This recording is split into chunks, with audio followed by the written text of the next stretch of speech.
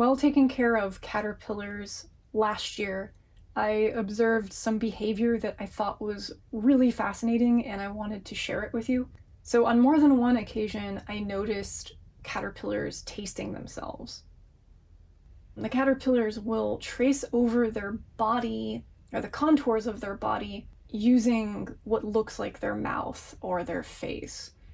Like they're literally pressing their their face, their like mouth mandible piece from like their immediate back all the way down to their butt, and they'll go over each and every one of their own feet and their horn and their little like butthole. They'll do like every single square inch of themselves, and then they'll nap, and then they'll wake up and they'll do the whole process again. It's a behavior that I've only observed once they reach the point in time where they're about to switch into pupation mode. So once a caterpillar grows to its maximum size, it reaches this threshold where it loses interest in food and it becomes ready to burrow down into the ground and become a chrysalis. Slightly before this happens, sometimes they go through a series of like big nap sessions where they lounge around like a giant pickle and they just kind of lay there and sleep for a while. But sometimes they do this self-tasting ordeal that I'm quite curious what the purpose is, or what's happening there biologically. They become like aware of the physical space that they embody.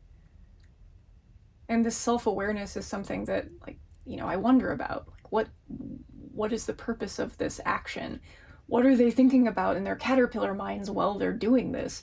I don't know. Before the caterpillar can go through puberty, it has to reach enlightenment, and that involves tasting oneself from top to bottom and becoming profoundly aware of the space that you occupy, that you exist, that you have boundaries, and that you take up space, and that you are present. These are some heavy things for caterpillars to go through, but that's okay. They very shortly thereafter turn into liquid. Well, they completely transform into something new.